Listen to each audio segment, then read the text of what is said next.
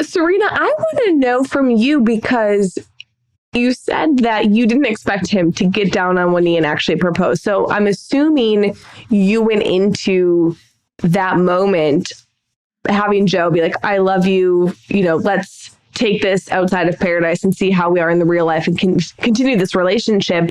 Would you have been fine with that? Like, is that what I'm assuming, expected to happen? Yeah. So, I mean, from the conversations we had, my expectation was we were going to go down, be like, here's my final rose. Here's my final rose. We love each other. Let's get out of here. And that was kind of what we had agreed upon leaving each other after fantasy suites of like, we're just such logical people. Gotcha. Yeah, shocker. That's all went down. But I mean, I think, yeah, like the logical thing to do was like, this is crazy. This is so fast. Like, let's just, do the step-by-step thing and we'll get engaged down the line. So he definitely caught me off guard. But I mean, one of my best friends was like, it's actually so beautiful because you are so driven by logic in every part of your life. And you clearly wanted to say yes to this proposal because if you didn't want to get engaged to him, you wouldn't have said yes. And I have absolutely no regrets to this day. I'm glad we're engaged. I'm glad I said yes.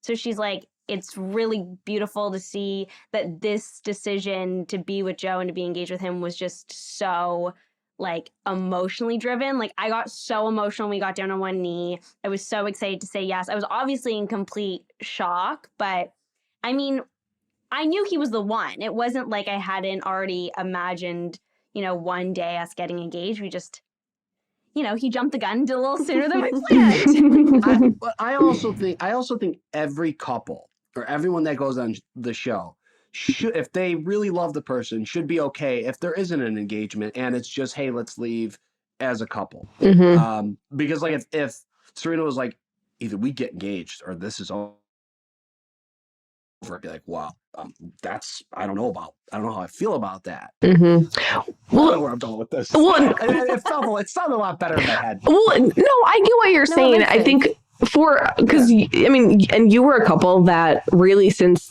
the very first week hit it off and you were the strongest couple on that beach. I think it's different if you were in like a James and Anna situation where you had a date, you had this spark, this initial connection, but obviously you don't know each other for very long. So of course you're probably not going to leave together. But for somebody like you two who had spent so much time together, and I don't think people realize how much time you truly spend together.